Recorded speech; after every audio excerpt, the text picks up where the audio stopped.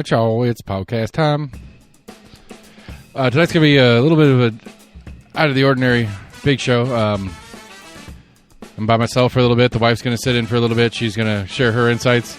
But none of the other guys are here. They're all busy doing less important things for some reason that they think are more important. So they suck. We're Almost in Agreement, almostagreement@gmail.com. Find us on Facebook, on Twitter, on YouTube. Go to the website, almostagreement.com. While you're there, check out our Election Guide 22. It hasn't changed much because I can't seem to schedule anybody because they're all too busy to talk to me.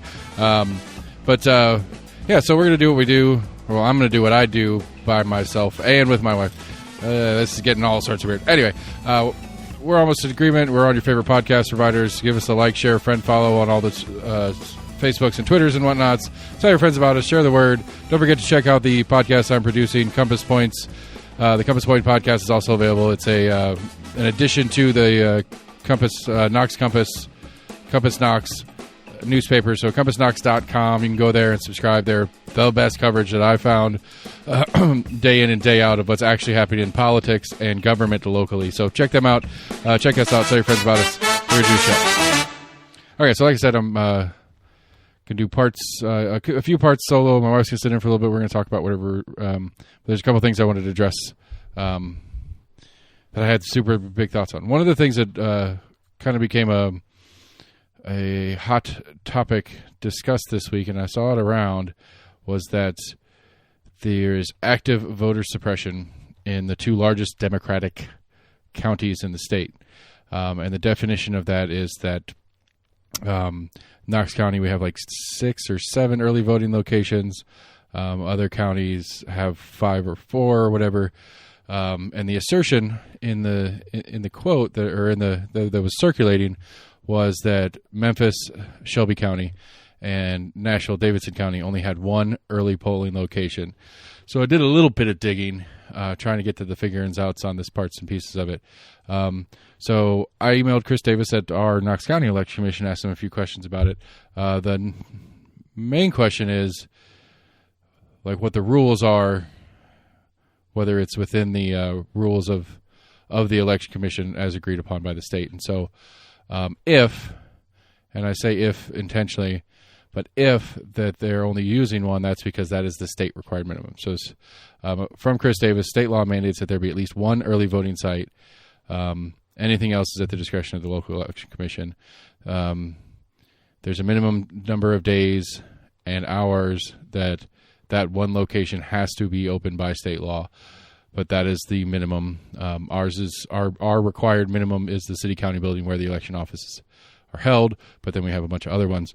And so I was digging around and looking at it, and I'm on the Secretary of State Trey Haggerty's .gov, Tennessee.gov site. And it's got a list of 1, 2, 3, 4, 5, 6, 7, 8, 9, 10, 11, 12, 13, 14, 15, 16, 17, 18, 19, 20, 21, 22, 23, 24, 25, 26, 27. I should have counted this beforehand. I don't know, 30-ish early voting locations. So at least for Shelby County, that assertion is false. According to this, Shelby County has almost 30 early voting locations. So I don't know where these people were getting that information, but it is false. Now, I did email the Davidson County Administrator of Elections, and got no response. But I basically said, hey, is it true that you only have 1 location?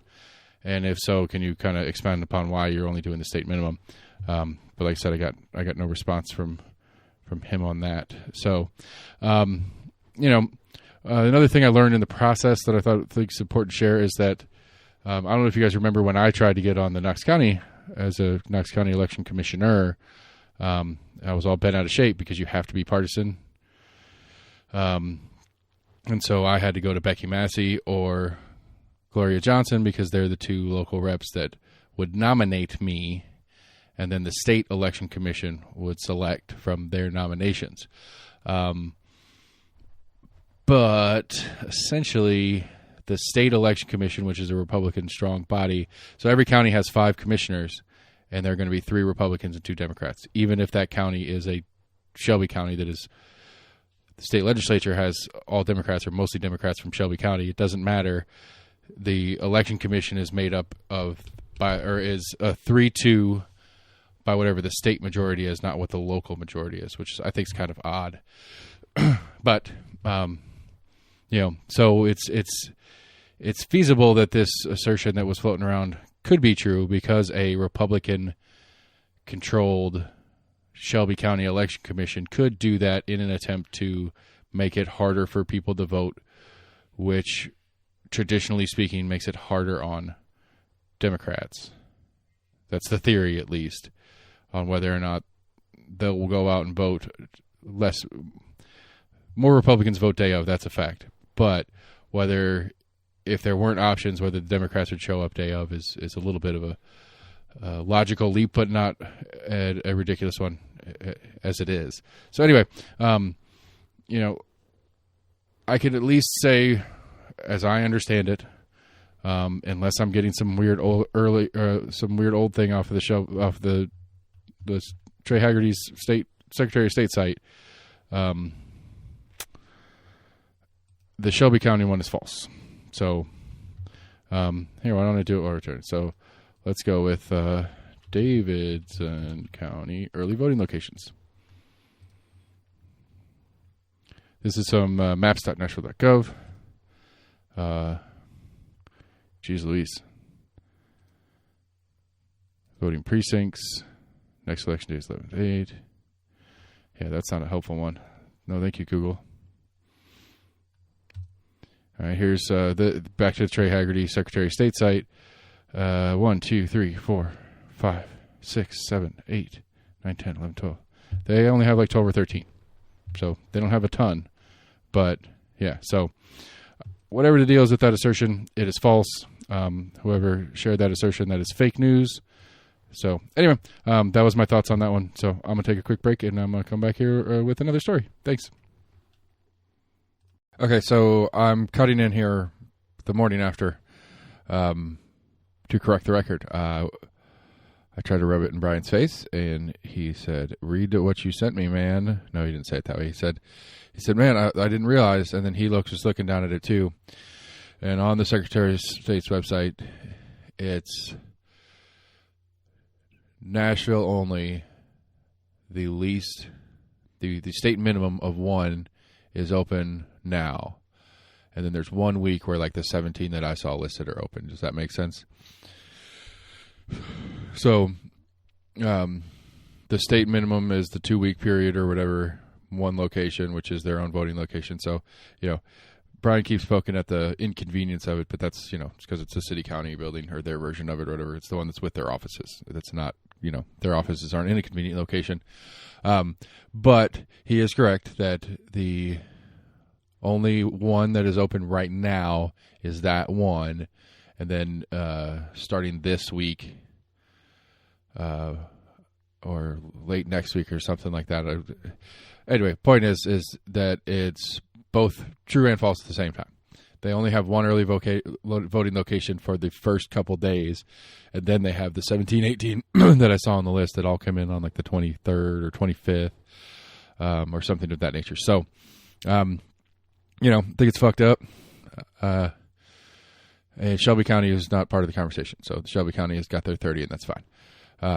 But anyway, I wanted to correct the record because I was pretty solidly wrong on this one. So anyway, not sorry. All right, so like I said, this show is going to be segmented. This is the ASMR. This is the ASMR segment, apparently, from my wife's. I don't know how comfortable I am with finishing that sentence, so I'm just going to stop.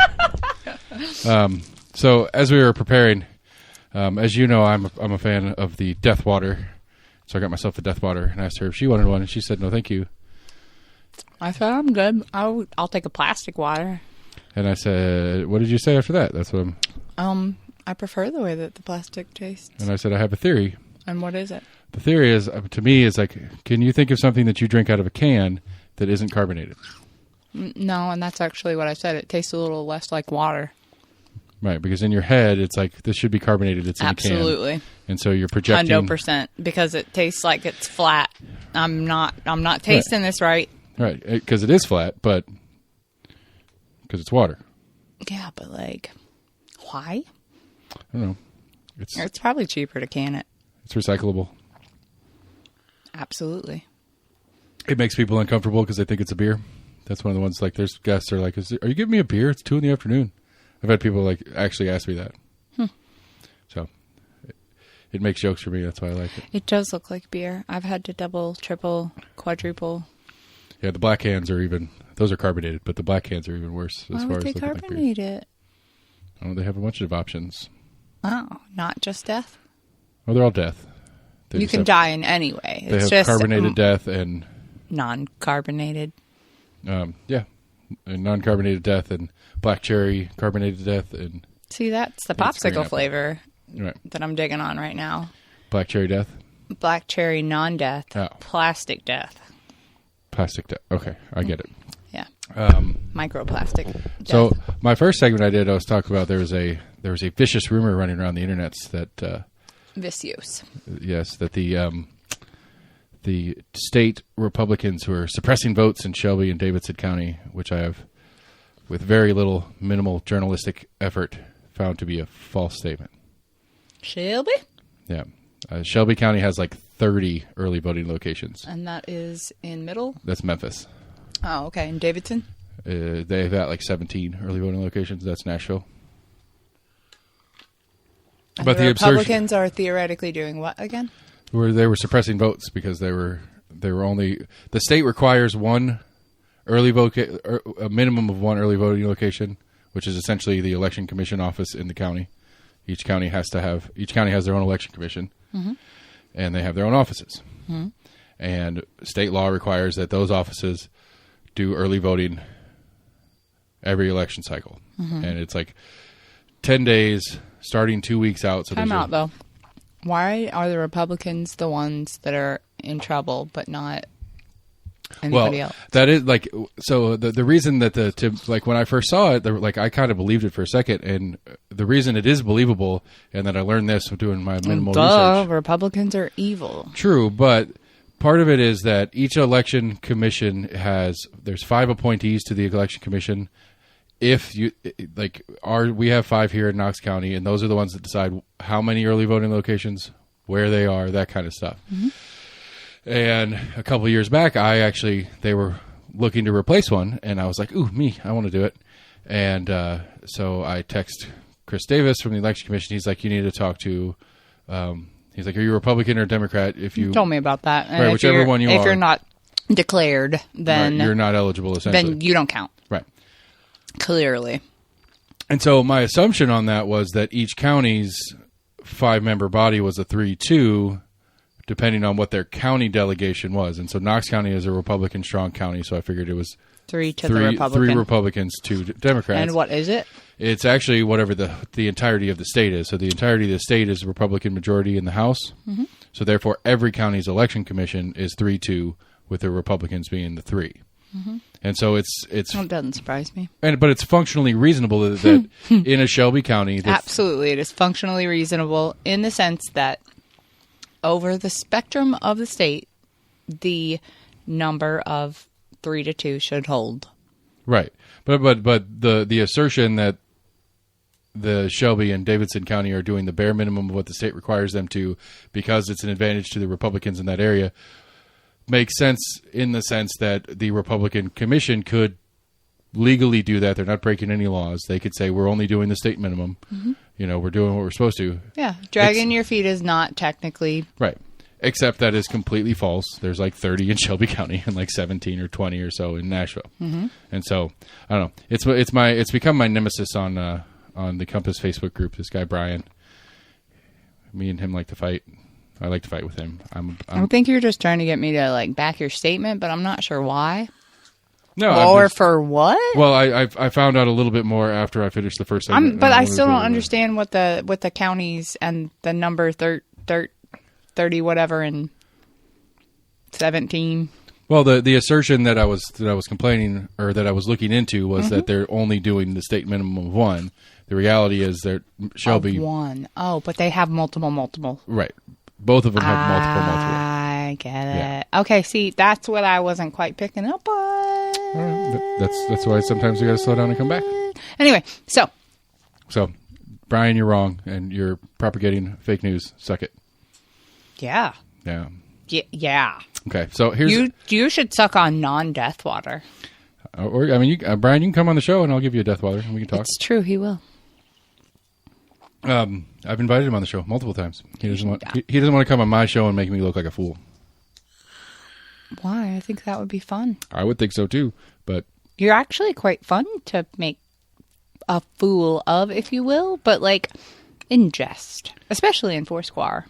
There's a competitive, there is a competitive side of me that is... I really enjoy when we all gang up on you. I know that you like to like kick the feet at the floor right. and so, all you guys out there remember your Foursquare days and you say, Foursquare is a solo game, right? Not in my house. It's 3-on-1 every time. No. It's whatever random like quorum develops, because earlier the kids teamed up on me. And then the three of y'all teamed up on me, and I have heard more than once, boys against you! Fair enough. That's fair. That's true. I got all the cats. I don't play those games. I might play those games. Yeah, you do. yeah. Hey, it's cool, though. Any excuse where I am not the one, I'm going to take it. I'm pretty sure that's like human nature. Yeah. I guess I could have done this to make more sense to it. If you look at the screen. Yeah. Thank you for the visual. So this is the Brian character, and this is what he's out there yelling and screaming about. It's a very pretty green state. Yeah, and so it's got all these... It's just fake. It's false. You should say that then. I did. Oh, okay. I said, I don't know where this website that you got this article from is getting their information, because according to the state of Tennessee Secretary of State Haggerty, who's the boss of the election commissions throughout the state, it says there's 30 and 17 respectively. So... the other one, okay, so if we're going to talk politics with you on the show, I think we need to throw some backstory on you into the show. Oh. So tell us about your political insights, like how much energy and time you like to spend on it. Who's the president? You know the answer to that. Do I? I think you do. Maybe. Because I was thinking about it when we decided to do the show this way, on how to describe you in that. It's that you are... I'm a functional hermit. You are actively... disengaged with the public discourse as far as that goes, but you get snippets in it because you really enjoy a lot of your podcasts, and sometimes your podcast will throw in a current event. It's tangential. Right. Yeah. It's not necessarily because, like, you like your history podcasts. It would be like, anything that you learned about from years 9 to 13 that you didn't really understand until you saw it in your 20s retrospectively. Right. In the ether, in the zeitgeist. Right. Imagine I'm a 9 to 13-year-old. Right. That's how much I'm aware of it. Like, you hear the names, but you don't really understand what's going on. I can put it together if I hear it frequently enough. Yeah, but I mean, like, I don't get any firsthand. I don't seek out information. Right. And so, while you were talking, I was pulling up all of the recent flyers we got. Yeah, here. Hand. And what this one right here especially is... All right, from far away, I see a mugshot. Right, so this is a Kaplan Bash ad. Mm-hmm. I didn't look at who actually ran it, but if you look, what's interesting to me about that is who it's addressed to. Elaine Davis.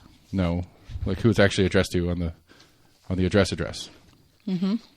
Me. Yeah, because you are a lady. Mm-hmm. And so they have the Democrats, or this one, for example, is... this is just statistics, so... I'm just saying, it's just because she uses some statistic firm to do all of her, number crunching and papering doesn't mean that she is an idiot. It means she spends her funds stupidly. But she's still doing what Rote says is correct. Right, but what's I guess what I was trying to get at, though, is that what's truly interesting about it is that the Kaplan campaign... from my sources are telling me the Kaplan campaign is going after you as far as the... And you want to know why it is ineffective on me? Why? Because I don't pay attention. I understand that, but that's what's interesting. That's what I'm trying to say, is that the Kaplan campaign, there's the flyers that I have are to me or resident. Yeah. The fact that it's addressed to you means that their data isn't showing how little you vote. No, it's clearly not, but it's... Because the Kaplan campaign was targeting that, and so that's an answer to it. That's the Davis campaign trying to answer the When targeting. was the last time that we had a census? This 2 years ago. That's why the last name's Barber. Right. Because before that, everything was showing up as Farmer. Right. All right. That's also why it knows that I'm a mother and all of these things. It doesn't know how often I vote because it can't ask me that on the census. But they do. They know that, though. That's my point. And I'm sure that they can run that, yes. But my other point is a lot of these are based on whole statistics rather than voting. I am simply in the right Demographic. 10th of Subset. the population. And that's what I'm saying is that if you can just narrow it down to that 10th that you're Right. aiming at and get it really papered, right? So like when you used to do your SOOOO concerts and you used to hand me a stack of flyers, where did I go? Did I go down to Kingston Pike?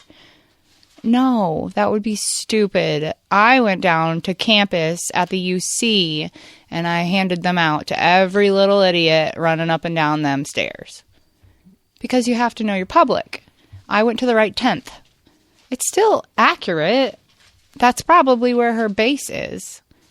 What's wrong with using statistics to reach the base? I wasn't trying to say there was anything wrong I'm with just saying, the way that you look at it is like, you give me this sly, like, eyeball, like, I notice it. Well, yes, of course you do. No, I don't know how to... I don't get it. Why would... I don't get it either. I was bringing up the comment that that they're not using their data as efficiently as they could, but the Democrats are, because Kaplan's not sending stuff to you. He's sending stuff to me, or he's not sending stuff. There's probably flyers that aren't coming here. I think that's just a coincidence. I think it is still on whole data. I mean, I was okay. Why would you not still fall into his category? Oh, I don't know. As far as targeting me personally, maybe. I think you would be a, quote, persuasive vote if you think about it. You don't fall one way or the other. I mean, I'm an attainable vote for Kaplan. That's for sure. my point. Right. So it says less about what she's doing with her money, I think, than what he's doing. Well, I guess the real question is who's it from? That's the other one. Because it's probably not from Elaine Davis. It's probably from a PAC. Yet again. Sender. No, I'm just kidding. I mean, it legally has to say on there somewhere, but they're usually not very forthcoming. When Paid for by Tennessee Republican Party, Shannon Haynes, Treasurer, 95 White Bridge Road, Suite 414. So it's directly from the party. That's interesting. Okay. Elaine Davis, Republican State Rep, 18th District. Okay. Yeah, that's who we get. Those are the two we get to pick Did they from. steal that off of like his MySpace or something? I mean, that's what it looks like. That's a It looks like selfie. he's making a silly face. It's like a selfie or a GoPro or something. Yeah. But I'm not loving it because of the cutout and the white shirt, and it really does look like a sex offender registry picture. They found a perfect picture. They really did. Yeah. The Republicans did one on. Well, especially since they got this great happy family, like cuddling a baby in the middle, like all carefully, like keep it away from the sex offender. Yeah, that's what they. I mean, I know it's good. I mean, It's like Rorschach, but for advertising. Show me another one. Right. Well, this is an old one. This is from the primary. This is an anti-Davis one. Oh, wait, you shouldn't tell me first. You should just have me guess. Oh, I'm sorry. Okay, so which one of these liberals did you vote for, Elaine? What's wrong with either one of those guys? I mean, I could spout off a lot of things that I think's wrong with both of them, but... Listen, I think both of them have great haircuts. Both of them have great timbres of speech. Ooh, both of them I'll give you use 50% correct on that one. the fist move a lot. I mean, that's true. That is Both of them use the wisdom fry. The thumb point, I think, is what they call it. The wisdom fry at the end. Yeah. I mean, they have good delivery. I mean, they're selling it. I mean, they're running it. They are professional. Thank you. And the girl in the middle is not.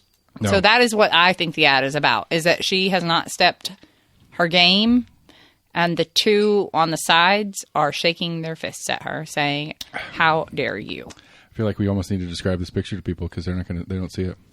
It's Elaine Davis between Barack Obama and Hillary Clinton.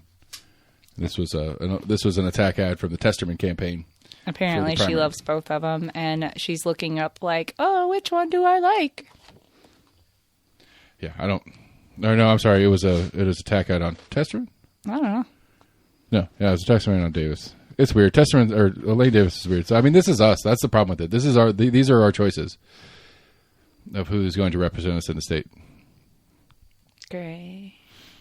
I'm advocating that we all write in Lord Seth A. Barber for District 18. I'll do it. Okay. See, the problem that I have with it is how much of this actually counts for much of anything once they get there. For me. That's that is a question I ask a lot. Because I'm not sure anything changes whether I put one idiot in the seat or another. I agree. I mean, that's one of the things I've been grappling with as far as trying to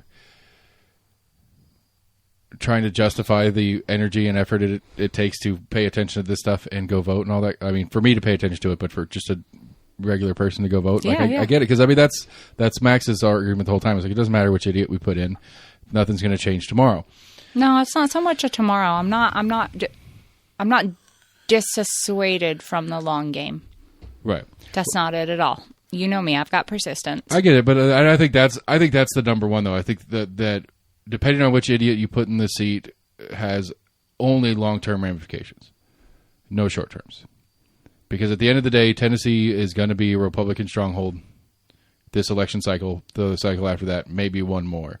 But a couple of Democrats sneaking in will start shifting the number game a little bit. Democrats can win now, and then they'll get more Democrats involved in running and stuff like that. And so maybe 4 cycles from now, there will be a substantial enough shift in the Tennessee House into Democrats that functional Democratic policies can start coming into play in Tennessee. Why would you want that? You're always yelling about both sides. I'm not saying I don't want that. In my that's not my. Why would you assume I would? I'm not saying you want that either. But okay. That's your theory is what is the market trend, if you will. If you want a reason to vote, and the change that's going to come along with it, that's the only one. Because a vote for a Republican is a vote for status quo.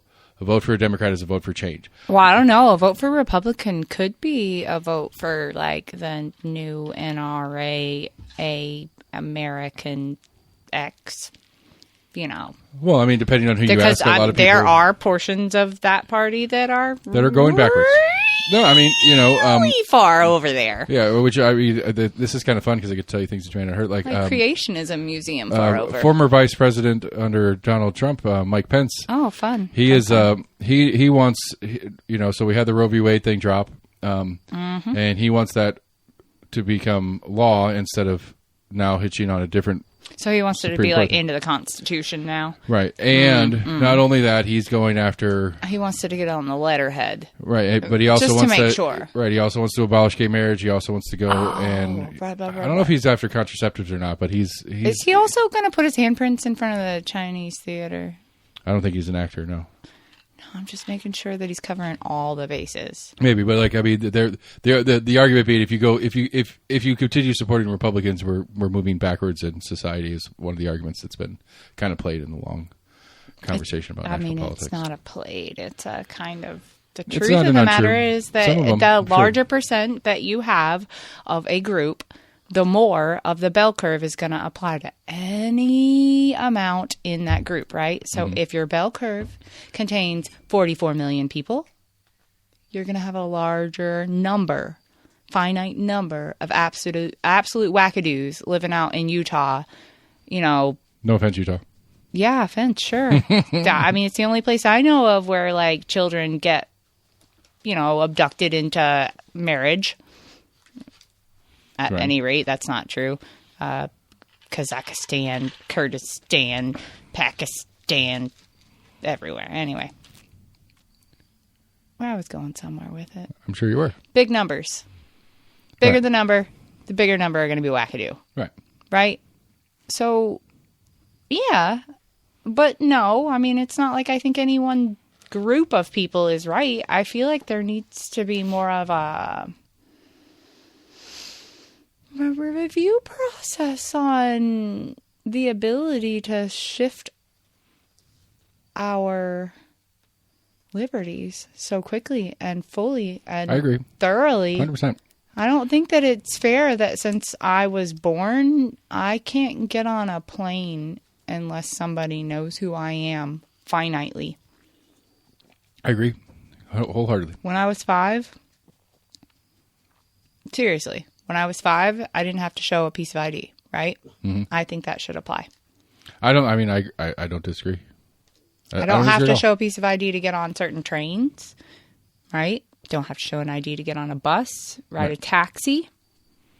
You should. A fundamental right as an American is the right to move about the country. Mm-hmm.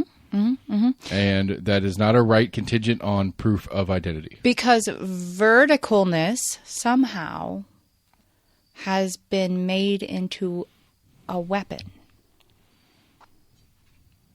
Not somehow. You get my point. Mm-hmm. Since that very time, we've decided that being scared is the level at which we're willing to sacrifice all the freedom we want. I agree, and it continues. It continues. I don't know what's going to happen when we want to travel somewhere because I don't want to get a real ID. I don't like the premise of these real IDs. I'm not going to get an ID. I'm sure of it. I mean, seriously, I'm getting worried about this. At some point, I'm going to have fallen off the map, and they're going to be like, "You just don't exist." I'm kind of concerned about that. I'm not going to lie. That might be part of the reason why I don't want to go to the DMV. Yeah. I'm just going to be like, you don't get DMV. one. It's the DMV. Nobody wants to go there. Yeah, but you just don't get one. I'm sorry. You just didn't respond long enough. And it's, I don't know. The driver's license, as a core principle, I'm not sure that but that I agree is not with a right. necessity. It's not a right. But, right. My ID is a necessity. Mm-hmm. But I don't know. I don't know if I agree with that either. Why do I? What? Because I never paid any of the fines. That's why I didn't ever go. I get that part. I'm just saying. I have $2,000 worth of fines. I'm sure of it. I'm just saying, as far as I acknowledge for your very specific part of it being a little bit different, but just in the grand scheme of things, if I'm going to walk down the street, why do I need an ID? I mean, for your own personalness, maybe to help in the identification of yourself. Of my corpse when I'm... No, to alert family members if you, I don't know, go in one of those crazy comas where you wake up in another state. Sure. For convenience sake. Great. No, but for your own personal sake. No, I don't think anybody else needs to know who you are. No. I know, and that bothers me. I agree. This premise of, okay, I don't know, we're in Market Square hanging out and... cop walks over and asks for my ID. No. Yeah, I have told you more than once that I have left a police officer because they've asked to see my ID, and I said nope, right. And I walked away. Yeah, but you don't need to see my ID because I am not conversing with you. Thank you. Right, but the general consensus being well, if you don't want to show your ID, you did something wrong. I don't care. I don't fucking want to know you. Right, and you don't need to know me. It's none of your business. Yeah. Well, no, I get to choose that. I don't want to know you. Right. So I get to choose that. That's my point. It's just cops.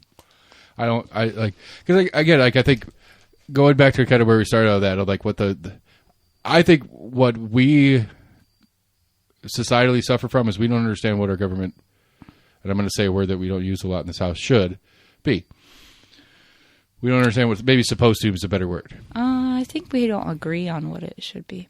I think that's part of it as well. And I think we... I also don't think that we necessarily agree what is our own decision versus what is other people's decision. Because I think some people really, truly feel entitled to make other people's decisions. I agree. And I think that's the one thing. That's the one thing that drives me the most nuts is I'm making a conscious effort to try to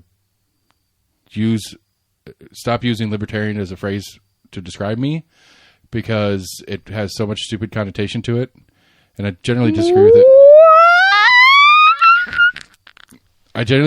it. But I would still say... So are you telling me I was right? Probably. I mean... When I would say that you had liberal tendencies? What's the rule? What's the rule? We have. I don't know. What is it? Tell me. It's been a 20-year rule between us. Tell me. You're always right. Oh, yeah. Thank you. That's what it is. I'm always right. And there's another. Yeah, everything belongs to you. Okay. It's all yours. That's just making sure. Yeah, but I'm right. I know. Yeah. As always, you're always right. Yeah, but like I'm sitting on your carpet against this chair that's yours. But the reason I bring up that part about you being right, as always, is because like the thing I struggle with the most is like I cannot fathom, like it is so foreign to me, the idea of feeling like I could say what this person can or can't do. Like what's okay for that person or what's okay for them versus what I think. Unless you're looking down at my toes, you shouldn't be able to make any decision between my nose and them. You know, like I don't think people should be looking away from their own lane and thinking I get to choose. And it's like so much of what we teach our children is self-control, self-containment, and you're responsible for the actions. That's not you. You can't get mad about it. You can get mad about it, but if you choose to get mad about it, you have to understand it's not you. Right, like because I think one of the things would like a very simple metaphor that I think I need to put into better practice, and I just came up with it now, and I need to stick with it. Is like one of the things that when you have kids, one of the things that happens all the time is like, well, Johnny's got this. Johnny's parents bought him this thing. It's like, well, you're not Johnny, and I'm not Johnny's parent. Oh, yeah, we use it. I use it all the time. But that principle, that base principle... I use that for you. I'm not Dad. Right. But that base principle in the broader political and cultural conversation doesn't apply. You've never... Wow. I get it. But Dad says, but Dad... I get it like all day. Like 40 times a day. Right. You've never heard me say that? I'm not Dad. I do it literally all day. I'm not saying you don't. I wasn't disagreeing. I know with you that. said we should use it more. No, I was meaning that I need to use it more as a metaphor for this part of this societal part of things that goes on, where like, you know, for lack of a better way to put it, a Kaplan character thinks that as a state representative he can say what I can and can't do in my house. You know, and well, I guess that Kaplan's probably not a big. The Republicans are the more likely ones to have issues with what you and I do in our home. You know, those people that be like, sodomy's illegal. Not that we ever do, but... You and the dog are very friendly.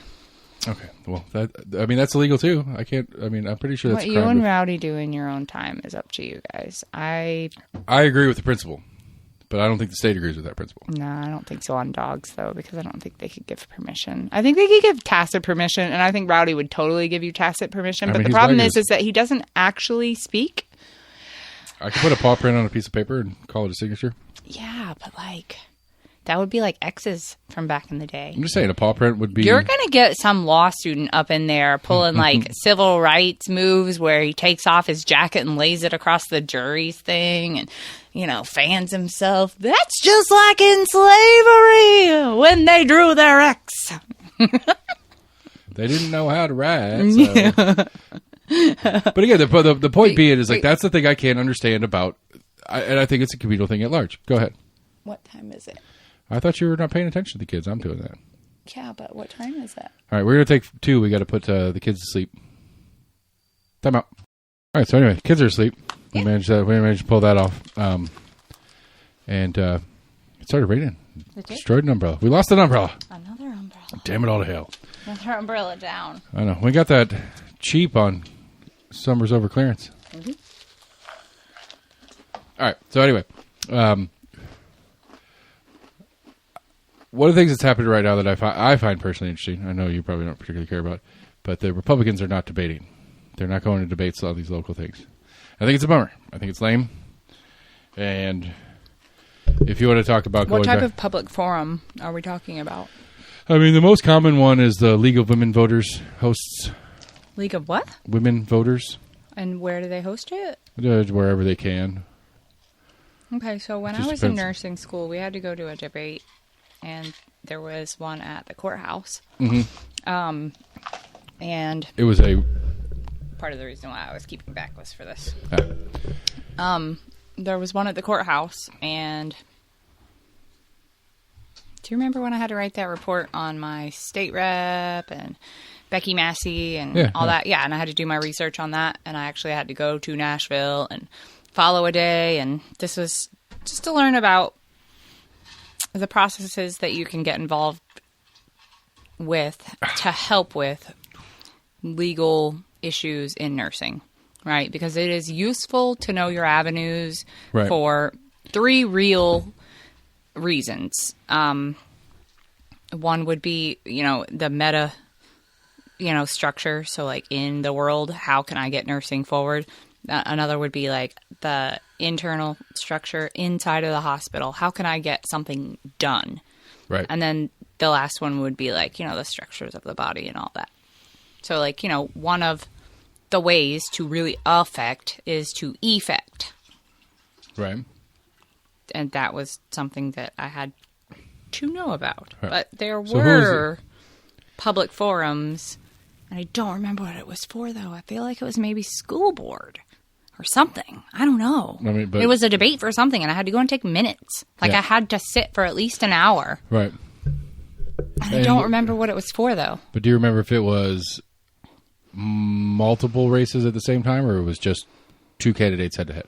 Oh, it was like 6 candidates. Okay, right. Which is it might have been a League of Women's Voter one then. That's generally their format. They don't ever, to date that I've seen, they don't host Mayor A versus Mayor B, and that's it. Are there something like conference rooms inside of the courthouse? Sure. Or not courthouse, but inside of that legal Yeah, whatever. City County building. Yeah. Yeah. It's what it was in. It looked a lot like a high school auditorium with like, that if you come in at the back of a room and it does that down bump where it's got like 3 platforms of seating and, 2 or 3 rows of it per. Were there 3 long desks on the stage? Yeah. That's the main assembly room in City County. That's where it was. And I don't remember what they were talking about. That's doubly interesting because I don't like. This was when I was in nursing school, so that's when it was. So 20 Right, which was before. Right, which is certainly before I started paying attention and doing. No, that I'm stuff. just letting you know that's what that's what the temperature was at that time. Because I'm thinking about it, at least in recent history, I don't know if it's appropriate that a government building would hold a campaign debate. The Sunquist things happened right around then, and I'm pretty sure that they stopped doing them. That might have been what it was. At any rate. But anyway, so it's 2012, so it's 10 years ago. Mm-hmm. Yeah, but they don't, like, especially the Republicans don't show up. So we had one. Do you think that maybe they feel as though they're not being presented? That's their argument. Then I wouldn't disagree. Right. One of the chief arguments from the Republicans is that the League of Women Voters is not a nonpartisan, non-biased body. I was going to say I wouldn't disagree. If that's their only forum to get into a debate is through a third party that... I mean, that's one of my goals for this show is I'd like to host someone here. Sorry, I interrupted. That doesn't make any sense. What? That they don't show up? No. That nobody else hosts them? I mean, there's a reason why there's no debates. I mean, it's my take on it personally is that for a Republican running in Knox County, it's a chance to fuck up. No, what I mean is, where is your public forum? Right. Who's showing up to it? What is here in Knoxville? Tell me what your public forum is. Name one. I mean, we don't have one. I mean, Facebook-ish, I guess. Physical. I mean, go speak to your people and tell me where you're standing. Right. It would be at a meeting at the City County building. Well, if we're not allowed to have it there, then there's no place to have good, unambiguous, legal, and paralegal discourse. Right. Period. There's no place that's unthreatening. Right. By default. I get what you're saying. Yeah, I do. So then what? Right, because at one way or the other, the host or the host needs facility to be guaranteed that they are unthreatening. And so, like, if you've got like a third-party officiant, you would want there to be a guarantor that third-party officiant is just as personally reliable as you are. Right. You know, not going to defame me. Not going to take from me, but simply offering me a platform. Right. Well, that is what a public forum would do. Simply offering a place to stand. Right. So it'd be, I think the best functional one that we have would be Market Square. Yeah. I think Market Square would be a good one. Host it there. But it would have to be... Host it there. Right, but who's hosting it? You. Well, okay, yes, but I'm just saying. It's public ground. I agree, but I'm just saying it would have to be, you'd have to go get a permit from the county or the city. I'm talking gorilla, man. Yeah, but I don't see a candidate getting on. I depending on the district, the Democrat would come, but the Republican, it's not. I wouldn't think it's in their best interest. They wouldn't think it's in their best interest. Well, then fine. Do the right thing and host it via permits and all that crap, just like you would do. I'm just saying, like, I think You're right. Nobody would want to show up to something where there's going to be riot gear getting people to go away. All right? You would want it to be nice and peaceful. That way there could be a public venue and nice, peaceful people being able to listen. I mean, I intend to use the new space or to offer the new space. I will put some in the new venue. What? You named a good public. That's true. Nonpartisan. True. You could offer to be the author of this, but you can't be the host. I'm sorry. You're not nonpartisan. You want to really be a good avenue? Anti-partisan. Personally. If you want to be a good avenue, then you have to understand your own limitations. That's fair. Well, your limitations would be you, the person. Make it unaffiliated with you by having it on actual physical space where somebody can stand and present nothing but themselves. Mm-hmm. You aren't part of it at that point. You see what I mean? Mm-hmm. When they can only rely upon themselves and their own words. I think people feel more comfortable. Yeah. Okay, well, if you're being presented by this group of, I don't know, gangly old ladies or whatever, you may not want them to be talking about, your Republican forum. Because maybe Republicans are shy around, old ladies who pinch cheeks and butts. Right. You don't know. No, I agree. I haven't seen. Maybe they don't want to talk about the weather anymore. Okay. I haven't seen anybody else but the League of Women Voters try to put one on. So I mean, I do. I intend to make that a thing when I retire. Absolutely, I agree.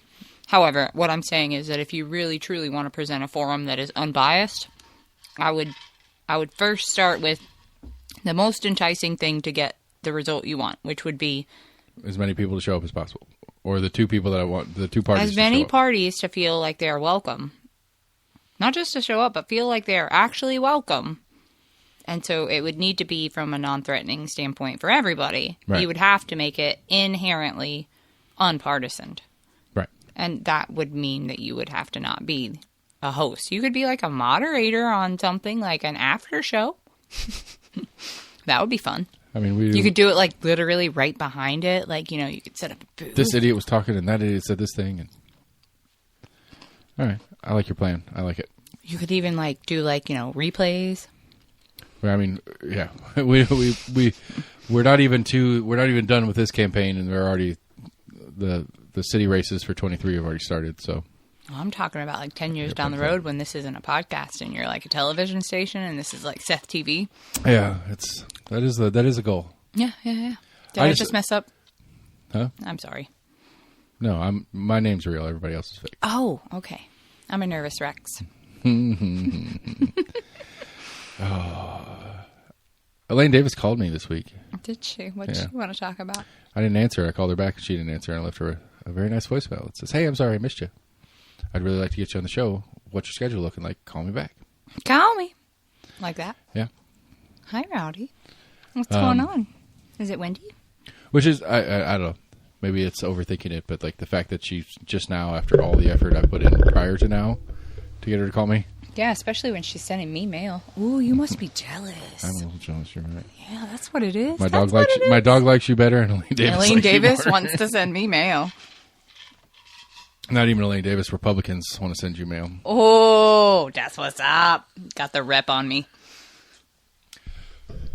But I don't know. Like, so I had lunch with Mom and Dad Monday. And Mom and Dad. Yeah, Mom showed up. Dad asked if it was random. okay. That's scary. Like, how do you answer that? Is that okay? No, Mom, you can't come. Right. Well, it was Dad asking me if it's okay if Mom comes. It's like, well, it doesn't really matter. Yeah, Mom's coming when she wants to. Right. Mom, that's mom telling. Right, that's mom asking dad if dad will ask me if she can come. Which anyway, means what did she want to ask? Well, no, it was like this is. Do we need to talk about this later? No, it's not an affront to you either, but it's just the reality. It's that I'm sitting with my parents, who I always kind of look, especially my dad, who I always kind of look to. Is like he's got a little bit of a finger on the pulse. He knows what's going on, and we start talking about it's like, what district are you guys? It's like I don't know. I'm pretty sure you're the same district as me. You're 18. You got this Kaplan Davis race, I think. It's like, yeah, I think that's right. I don't know. It's like. And, and I go through, we have 4 ballot items and I go through their entire ballot. How inexcusable it is that everybody in your life is completely uninformed. Well, it's like, but it is everybody. Like it's Sam and Max and AC on this show. That is exactly what I was asking. Why do you think we don't have debates? Right. Because nobody cares. Nobody would show up. Yeah. Well, I mean, I went to one back for the county races. I went to that, it was the League of Women's Voters put it on, and it was all the school board races were supposed to be there. And I went to that one, and it was like, I think none of the Republicans showed up. But I mean, in the room, I guess in the political conversation, 40 is fairly young, I guess. Like in politics, 40 is fairly young. Like when you look around and see who's holding office and kind of shit like that. Mm-hmm. But I'm looking out the room, and I'm pulling the average age down by a lot. Like... There was... How many people were there? There's probably 30 or 40 people in the audience. Ooh, and you were pulling it down. Like literally, like statistically... We're talking like 60s, 70s is your market middle? Weighted average. Like, I joked with Matt Shears, and he was actually there, who's younger than me. But he's the chair of the Democratic Party or whatever, locally. And I was joking with him about, there was I was looking around the room, and if you don't count the stage, there were 3 other people in the room that had hair that had color. Natural? I don't know. Again, Matt's 34, so he's younger, and then one of his Jack Shears, who's a Democratic operative, for lack of a better word, he was there, and he's 27. I wonder how much of this is reflective of a bigger premise. I think you're spot on. It's who's engaged in the process is the old people. No. The bigger premise is this. What if it's like a giant Rube Goldberg machine that really doesn't do anything beyond a certain level, except for spit out a receipt that says, this state wants something. And it doesn't matter what happens on the other end of the ticket because we don't get a say in that. Really, we're just crunching a machine that happens before another machine. And it worries me sometimes. I'm not 100% I follow. I think I generally... How much do we actually get? All right. So if you pulled the average age down, right? Right. How much does Tennessee weigh in our country? Not a lot. And if we are pulling our hair out just to make some sort of consensus on a local level... Right. How much do you think we get done... efficiently enough to make an impact at that bigger level? And I think it's maybe the realization of how in the ocean each one of us feels in such a massive I agree. I agree 100%, and why that blip is a perfect definition of why it doesn't matter. Why? Well, we've got an election coming up. It's not that it doesn't. It's that unless you really, really understand that overarching mega schema thing we were talking about, how each schema factually matters, that 3-2, that actually matters. Even though 3-2 could hold throughout the state, 1-4 makes a difference in the end. Right. It really does. Right. And so does 3-2 in the other way. Right. And if some place naturally sits that way, it should reflect it, because otherwise those mega schema don't respond to the minor schema. And so that's what I mean by a big... the state wants something. Right. But then you have to go through a whole nother grinder. But I think that may or may not even give us what we want. Right, but I think what the I'm not even talking about on the local, but I'm talking about on the local. Right. I think I could see the machine that you're building, or not building, but describing. Like, I think I could see it. But I think part of the reason that the machine, as it grinds, is so hard to understand is because we don't understand the machine. Like, who is... You can't define something with itself. You're right. But it's like... I just said that. I literally just said what you said, and you were trying to give me an insight into it that was different. But may I? Because I think I know where you're going. Okay. The information about how to get involved in it is not kept secret from us. It's that each one of us has come to this conclusion upon our own means that the shiny, flickery things that are more fun to look at are simply more fun to look at. I acknowledge And that. we are really bad at telling ourselves no. I acknowledge both of those things, 100%. Period.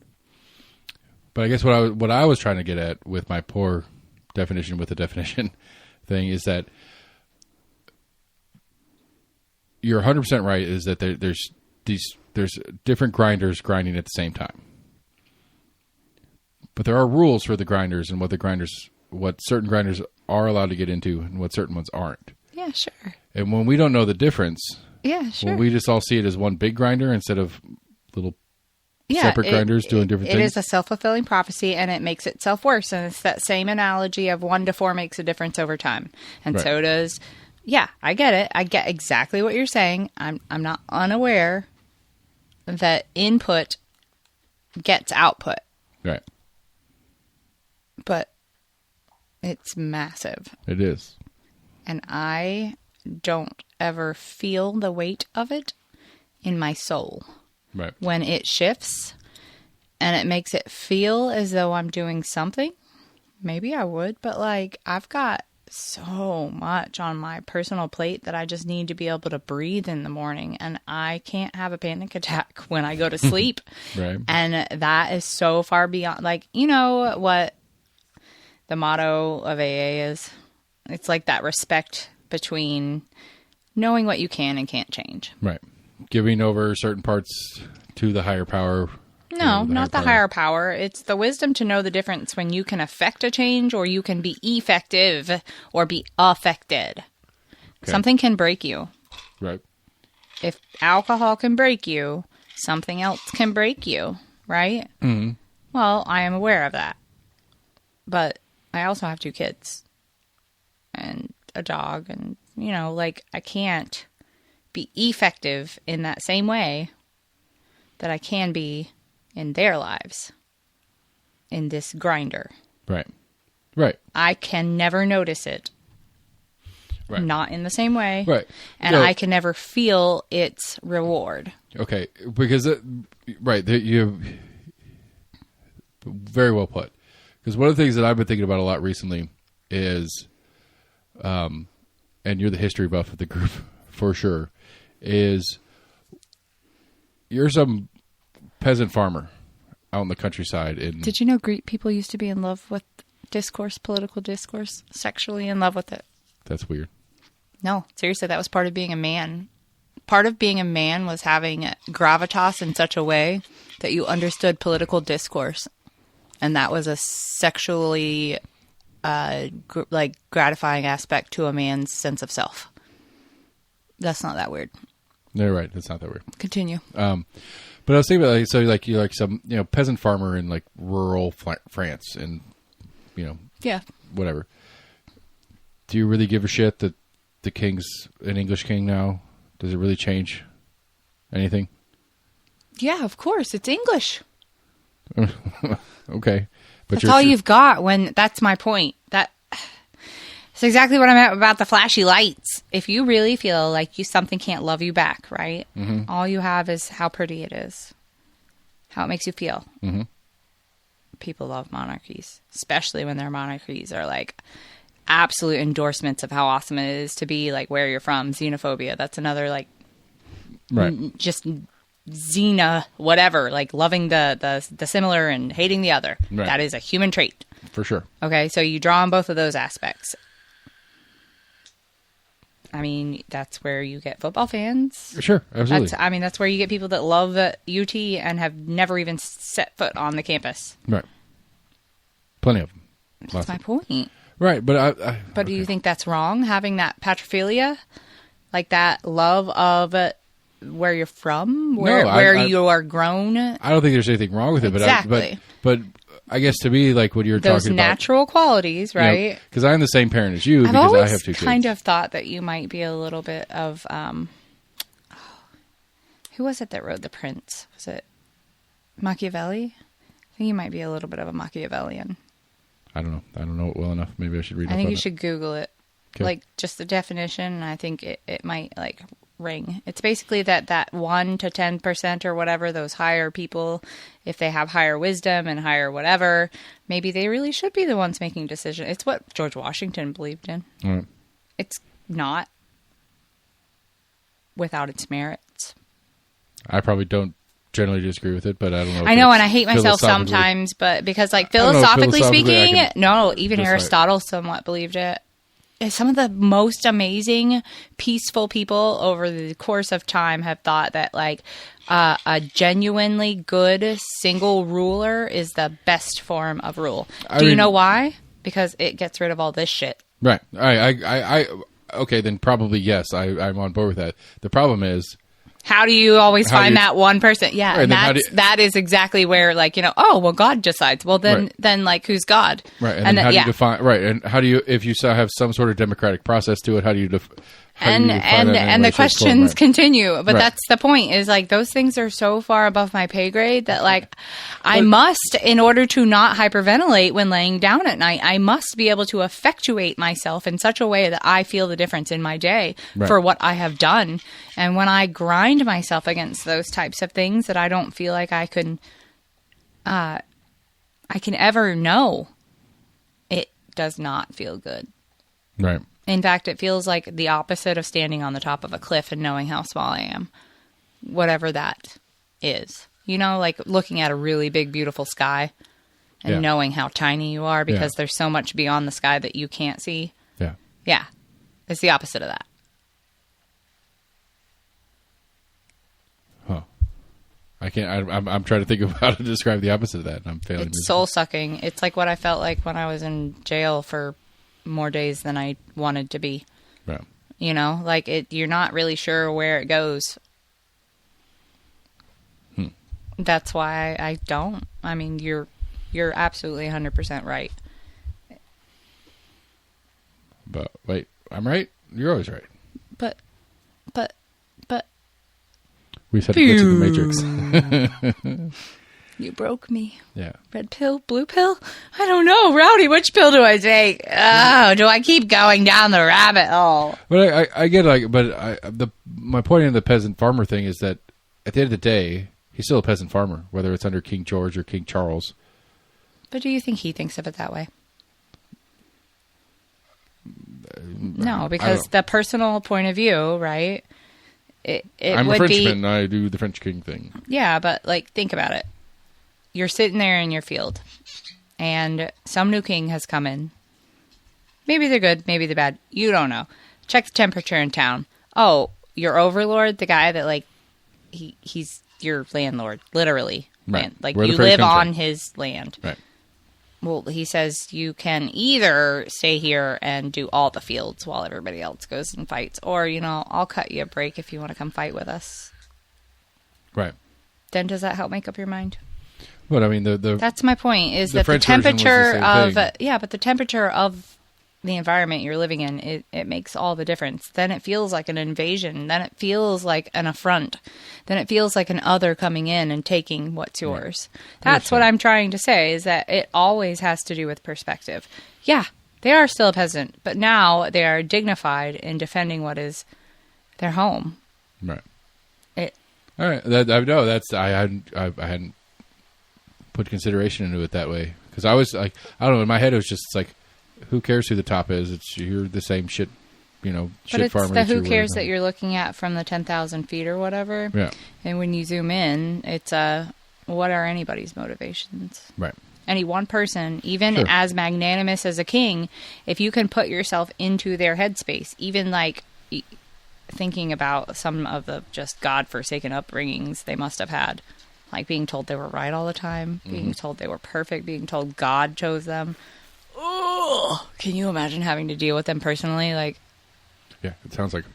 I mean, I don't know how you could make a not shitty person out of that. I don't know. I mean, the show, history says that they're pretty good at making shitty people. Yeah, absolutely. And the chins were just astonishing. I mean, Habsburg, what? Stick around.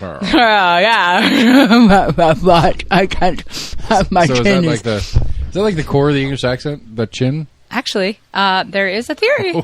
There really is. Will you give me one of those waters next to you as you tell us about this theory? There is a theory about incest in the Habsburg family and like a minor daughter of one of the Spanish lines coming into Britain around like the 17s and giving birth to like, a freaking slew of children, a freaking baseball team before it was invented. And they were very well placed because... Was it a cricket team? Maybe, I don't know, like 13, however many they field. But the point is that... The point is that they married them off to all these other like lands within the kingdom, and then of course, baby girls be making more baby girls, and they be putting them up all over the place, and so eventually you've got this ancestral trait of a jutted chin. It's that TMJ jut, right? The forward jut. Yeah. You've got that. Yeah. It's part of the Habsburg chin of misalignment, and it has recessed into a usable trait where it's not preventing you from being able to breathe because it's not occluding your palate, right? I apologize to all our listeners for the big word occluding, but go ahead. Yeah, I'm sorry. I was trying to point to the inside of my mouth and up where your palate is, yeah. And the soft palate, which would be behind the palate. The soft palate, if you push too far forward on your lower jaw and get your teeth past your upper teeth, you'll notice it's hard to breathe. A little bit, and sometimes it can even make you sound like you're snoring. Yeah. Well, that is why they would choke to death or be poisoned by their cupbearers. Whatever. Whichever way you want to call it. Whatever. Totally murder. But yeah. They would die in their sleep from saliva. Just like, yeah. It's notorious. I was just thinking like when you brought up the Habsburg and I jutted out my chin and I started talking. That's exactly what it is. And as soon as I did it, I started going into an English accent. Well, that was not a good version of it. I apologize. There's something called the Chesterfield. I think it's called the Chesterfield set, and it's in northern England, and it's like Balmoral down, Scotland down, but like up from like Northumbria. And they all talk a bit like this, right? And a bit of it is because it's like a slew of Scottish, and a bit of it's because of that. You're right. It's totally interesting. Mm-hmm. Dork stuff. I love it. Too many documentaries. No, not enough documentaries. More. I've learned things from falling asleep. Watch the Rowdy as he drops his ball. Yeah. I mean, the listeners are used to Rowdy. He's usually up Sam's leg. Like he'll get on Sam's lap in the middle of a show and start you're so howling. Sweet. Howling, eh? I was just doing his little whiny thing where he's like, hey, I love you, I love you, I love you. Oh, you love somebody. Do you want to tell them about it? Don't do it. I'm just kidding. Please don't. He'll break your microphones. He'll break our ears. He'll ruin the show. Probably not. Yeah, instead of the fat lady singing. The Rowdy sang. I just don't, like, I don't know. I have general existential concerns about the way the world is turning right now. I do too, and that's what made me stop watching the internet. Yeah. All of it. All the internet. And unplug my phone and my email. Yeah. And the internet. So if you really enjoy the misses on the show, don't email because she won't see it. No, you should probably tell him, and then, we can do a spin-off show. Pinky promise me you won't lie, just to get me to come back on. All right, pinky promise. What's the pinky promise rule? Pinky promise is I get to break it off if you break your promise. I know you were pinky promising, so nobody heard that. Yeah, but like the pinky promise was that, you know, like... I always tell the kids I'm going to cut it off. If you break the promise, I cut the finger off. Oh, yeah. I'm going to break it. I don't want to cut it off. I don't like blood. Okay. Anyway, moral of the story is pinky promises are serious. I get to fuck up your pinky. Yeah. They're serious. Serious. Yeah, but like... So what did I just pinky promise? I really don't know what I just did. If you need me to come back on the show, it's got to be by request of somebody other than you. Okay. People have to actually enjoy the discourse. Okay. Because, like, I'm just absolutely uninformed, and I feel like the worst possible guest, and I don't want to presume otherwise. Well, that's fair. But I wouldn't ask me a question. I was excited about the premise because I'm an idiot. It's not because you're an idiot, because I am I am voluntarily uninformed. Right, and I you know, like one of the premises that I always kind of run the show on is I'm the average person who doesn't have a fucking clue what's going on, who is dumb enough to go ahead and ask the questions. Oh, but you like to ask the questions. I do. I like asking questions, too. I just don't like not ever being able to engage with an answer, and that's why I just shut it off. You, on the other hand, are like a social butterfly, and you went out and found your own answer. Right. And I love that, and thank you. But to me, that's the value of the show, is that that I'm asking the questions that normal people would ask. Because I think I'm a normal person. Like my running joke is like... You're so far above average, sir. I mean, like on a scale of 1 to 22, you're a 98. Oh no, I shan't. Did you say 98 degrees? We got to get. Oh my. But like, that's the thing. Is like I think if you like, I've made the reference to plenty of candidates and guests and whatever. I mean, like if we walked down the street and knocked on the door and said, you know, who's responsible for this thing? Whatever it is, like, you know, because like one of the things to me that has been the most eye-opening reality check is nobody has a finite answer for anything. Well, that's part of that. Yes, absolutely. But more realistic is it's like, you know, it's like, well, you know, school board does X. Like school board has a say on what they're teaching. No, they don't. They don't at all. School board doesn't have. Actually, I'm listening to something on that I might have to forward you. Okay, I would like to hear it. At the end of the day, as I understand it in Knox County School Board has zero to do with curriculum. No, they don't. Yeah, in general.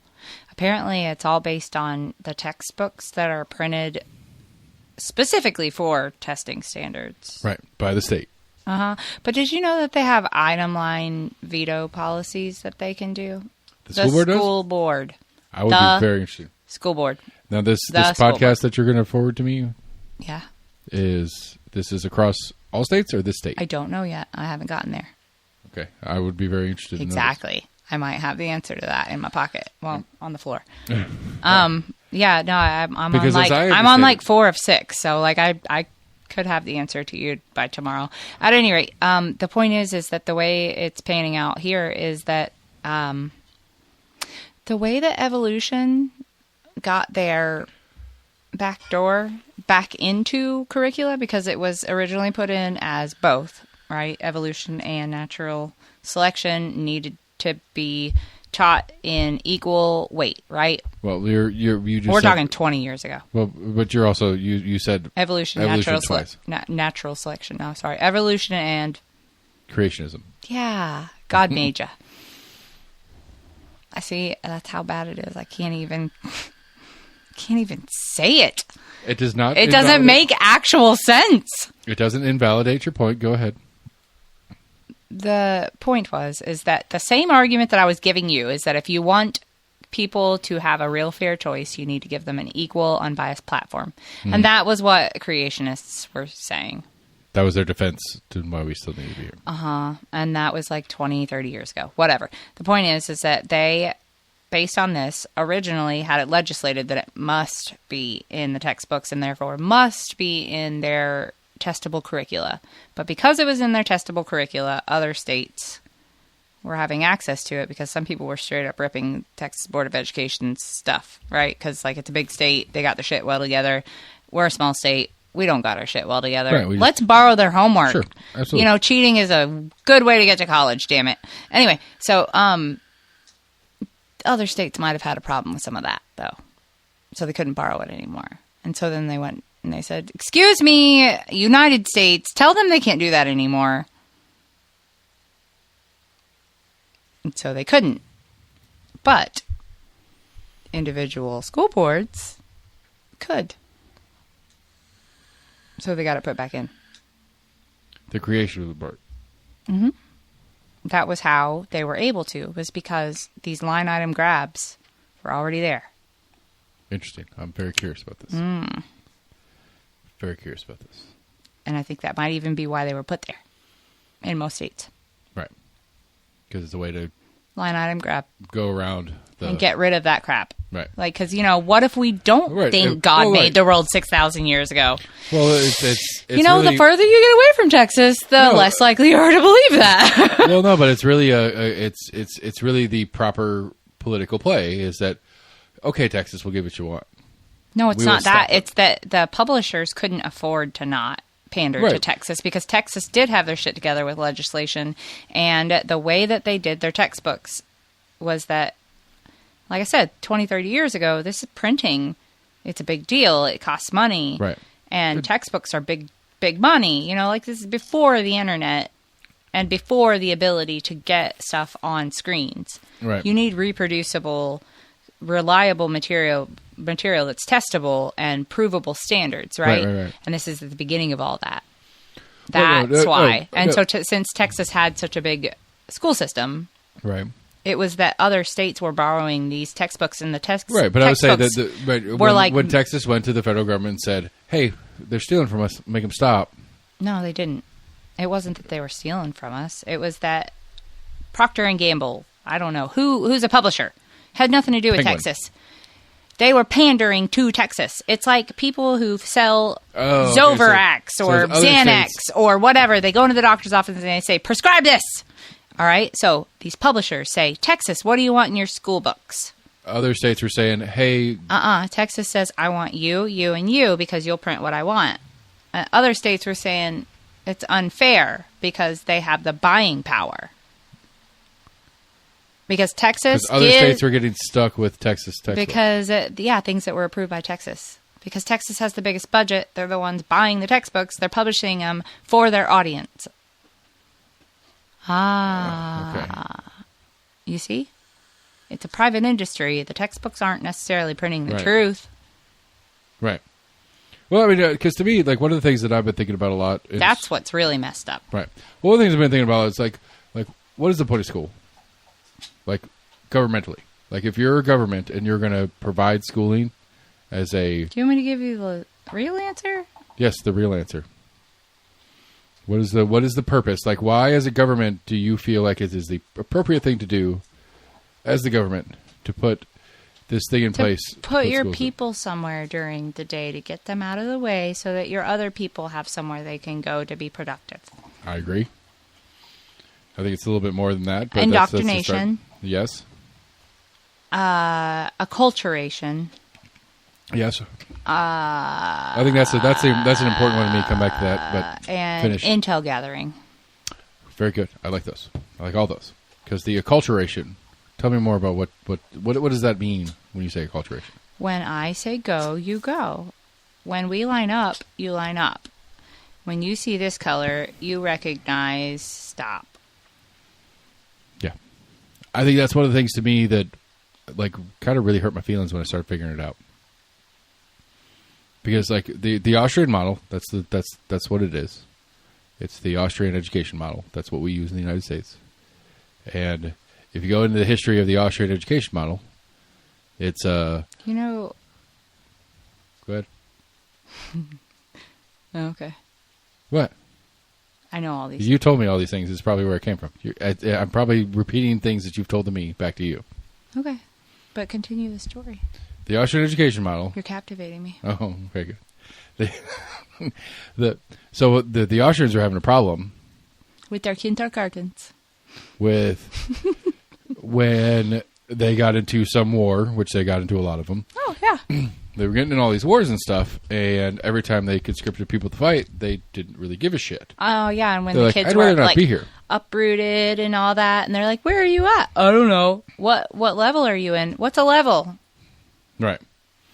But not even that is that... there was a way to make unification of, Right. like, themes and things can hand off from one grade to another so that it can be sequentially harder, and there can also be unity within, like, age groups throughout living spaces. But one of the things in the Austrian model is nationalism. Absolutely.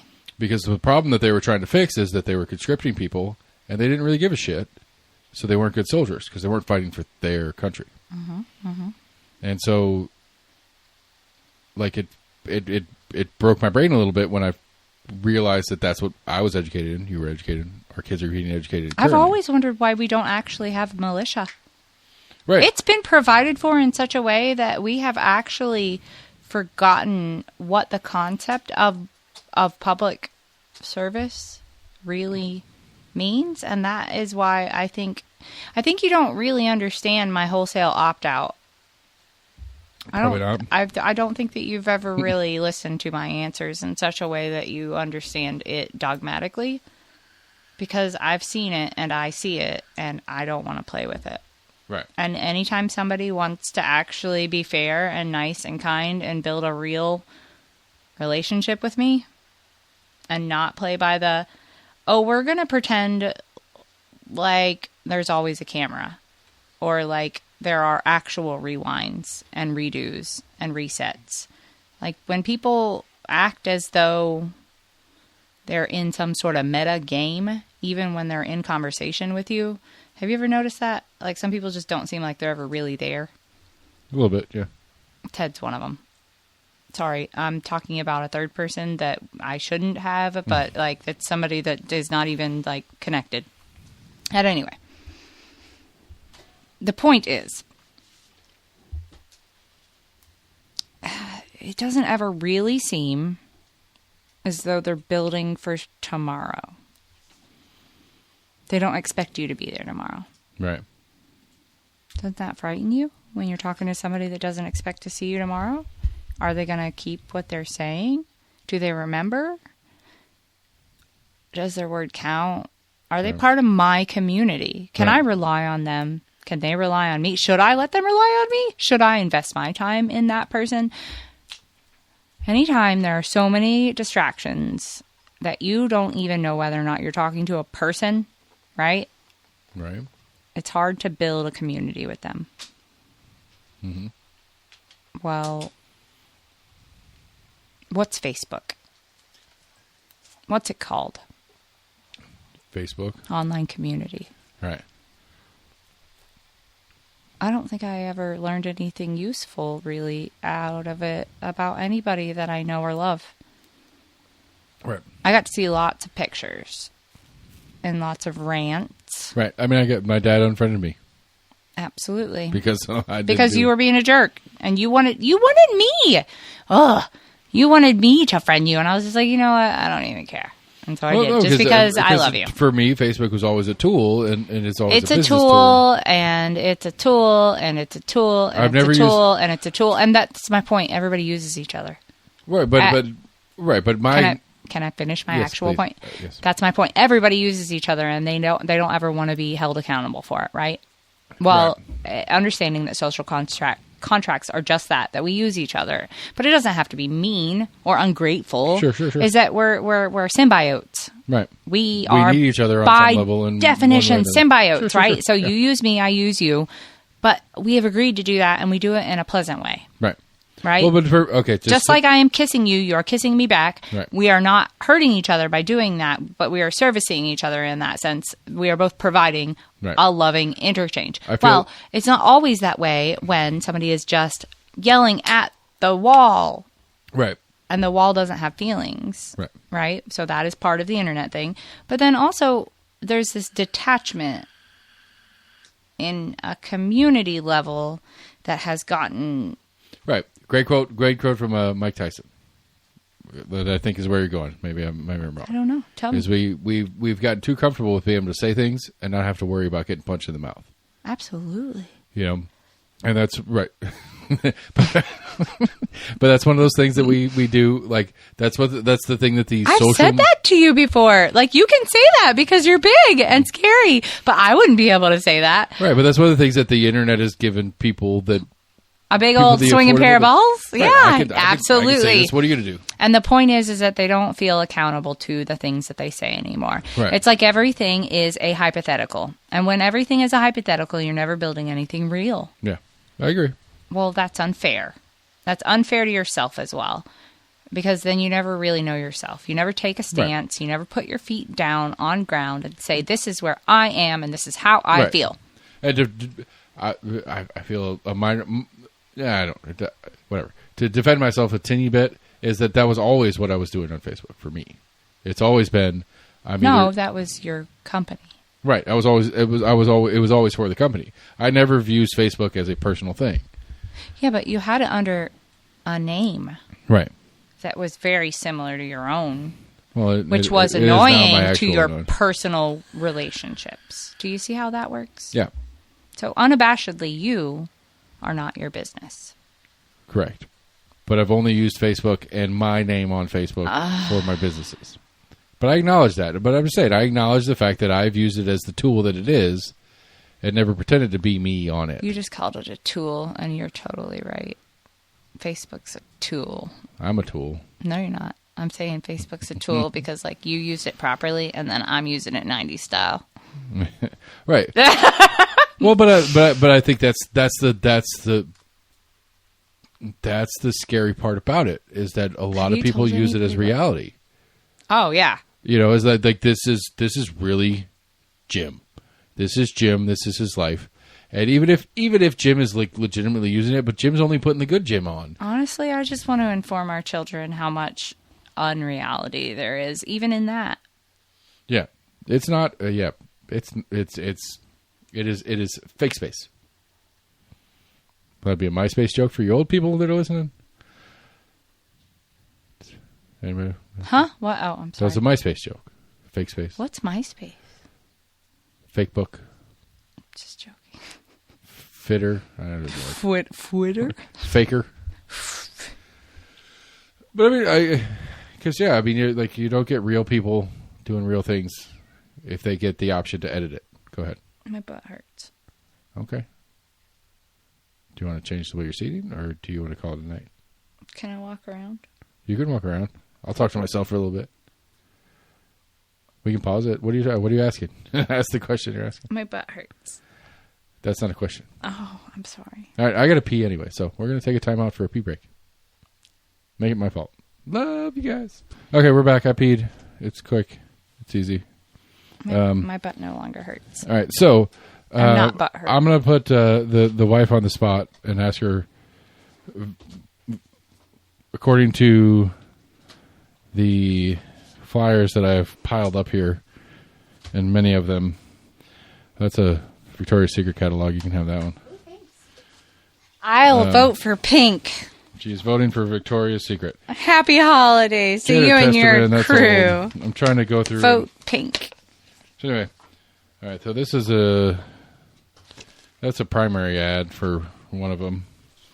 That's one of them. I'm just throwing throwing flyers at my wife. That's a joke. Ooh, we got a pouty face. Yep. Yeah, look, we got a pouty face.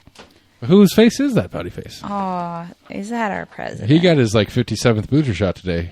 It was national news. But it interrupted primetime. Not primetime. Where are his mittens? Shouldn't he have his mittens?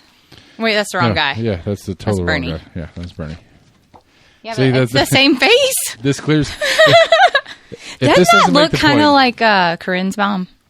Yes, it absolutely does. I know. The first time I saw that, I was like, Janet, what? Oh. Yeah. She looks sassy. She looks like she's going to try and get things done. Yeah, well, she lost already. She also looks like she wants to go to Markman's. She's a city council person. Oh, I'm sorry. Am I talking trash? I don't care. I can't say anything terrible about him. He actually kind of looks like one of the detectives on SVU. Kaplan? Doesn't he? Yeah, a little bit. Yeah. A little. Or perp, whatever. No, but like seriously, he kind of looks like a...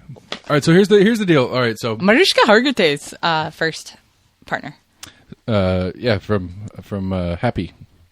Yeah, Okay. that guy. All right, so I don't know if that's saying something good or bad. all right, so do you want to do pop culture or That do you want guy to do sees politics? things. Where do you want to go? I got 2 ways to go. Tell me. Pop culture or politics? Do it. Which one? Pop. Pop culture. So, all right. So we need your help. We need a new show. So this is And? for the listeners. We need a new show. Uh-huh. And so, like currently, like we're on Game of Thrones. You want to talk Game of Thrones theory? Oh, wow. Not Game of Thrones, but like, what is it? House of Dragons, I guess, is what the series is called. We have some House of Dragons we've been enjoying. Sort of. I've been struggling with it. To be honest, I enjoy it, but I'm not mad at it, but it's like fucking do something. Oh, they're gonna. I don't think so. I think we're out of time. Oh, they're gonna. I mean, they're gonna blow something's gonna blow up, and then we're gonna have to wait a year. Did you not hear about all them dragons they about to unfurl? I mean, We heard about ones that don't even have like, writers or owners. We're on episode. We're about to have some sort of weird ass dragon battle. That was episode everything, 10, right? I don't know. Pretty sure it's episode 10. It might be a 12. It might be a 12 episode season. I don't know. I'm just saying. I just know that. Did we need 10 episodes to get to the point where it's time to just fucking break some shit? Did we need 10 episodes to get here? That's what I struggle with. I mean, it's not fair because I cheated. I was not a Game of Thrones person early. That's true. And so it got to like they were on like season 6, and we watched like all of it. Yeah. And then I actually had to go home and do homework one night after work. I'm just saying, like we watched all of it and we were caught up, and like we only had to wait for the next episode for like 3 weeks. Like 3 weeks in a row, we got like the finale. Because I wasn't mad at the brand thing like everybody else is mad at. What are you talking about? The original series. Yeah, I got caught up like 3 seasons before it ended. That's what I'm saying, though. But we watched like 5 seasons. Yes. I had many years of homework to do because apparently I'd never gotten into the most life-changing thing that all of my coworkers were into, right. And so that is how right. And you were going and doing a watch party with friends and that kind of shit. But like, yes. So I got a little bit more into it than you did. Check.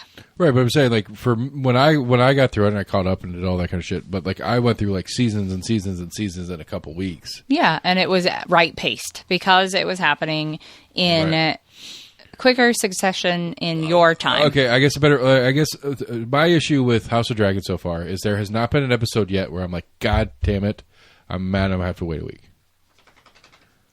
You know what I'm saying? Yeah. Like Game of Thrones. There were episodes that would end and be like, "What's?" It would really upset me. I know. Yeah, but like when they pushed off end, Bran at the right. Yeah. Earlier today, I was talking to our 1 o'clock about it for a second. It's I remember that we were going through Game of Thrones, and there was like it's like 11:30, it's 12 o'clock, it's time for bed. Should we start an episode? Should we go to bed? What do we do? And we would go back and forth on whether we're going to start another episode or go to bed. And we'd be like, okay, we'll watch half of this one and we'll go to bed or whatever. Like, I remember that in Game of Thrones. Mm-hmm. And then it's like, I'm going to be tired tomorrow, but I want to watch more now. I don't get the feeling out of that in House of Dragons. So, anyway, I don't know. Like, I'm not as hooked on House of Dragons than I really want. I think part of it's also that it's different, endearing qualities. Like, I haven't fallen in love with them as much.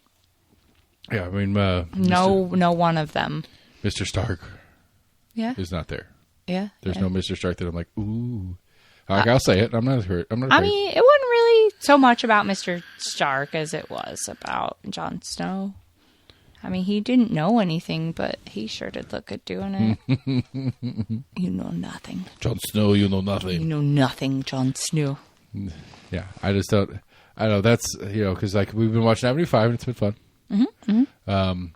And I actually look forward to the next episode of that one. Yeah, that one is actually, I like it. As soon as we wrap this... Not the rejects, the... Reboot.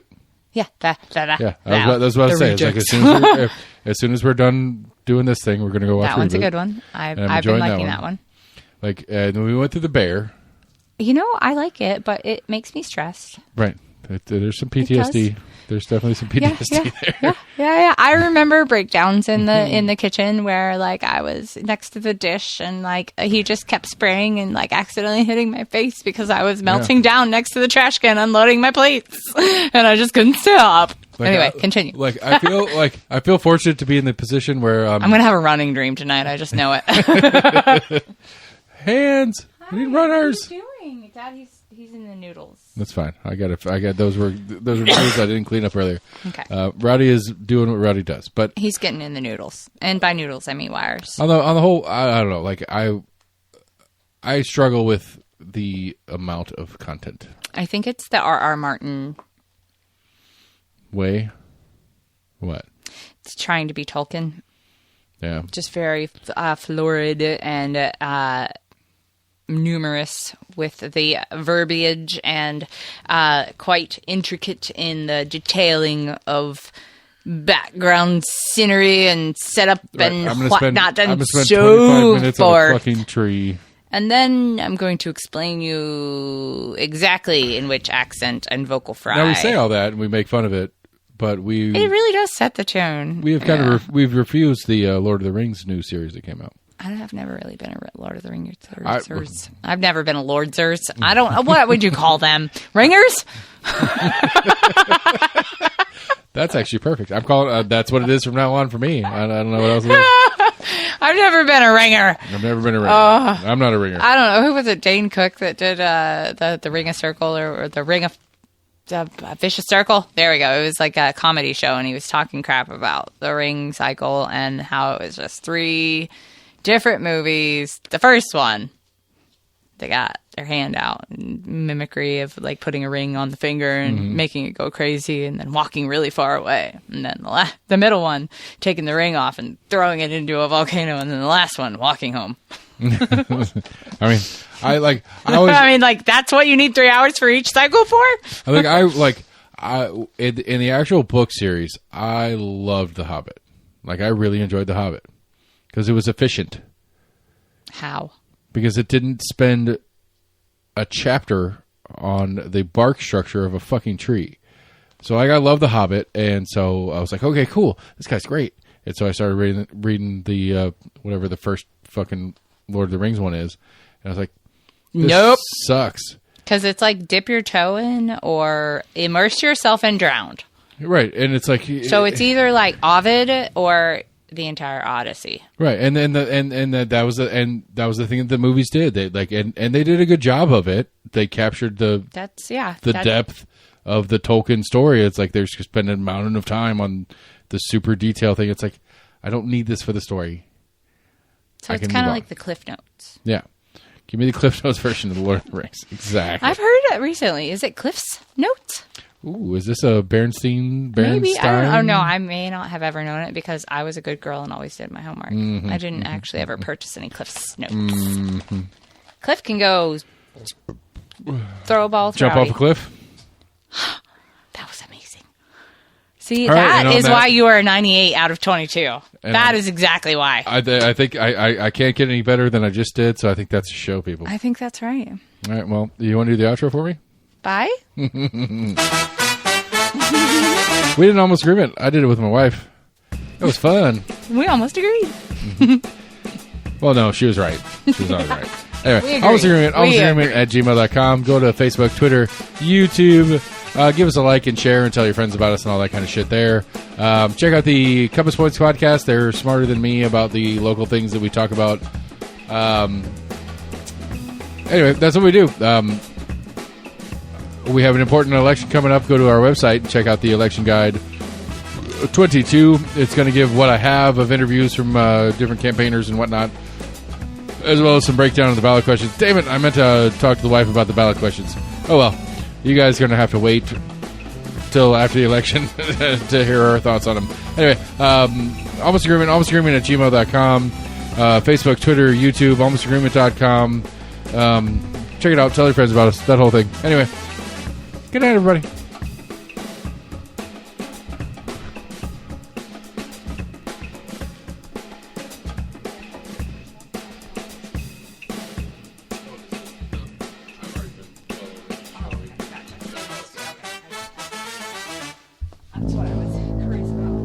I love my wife.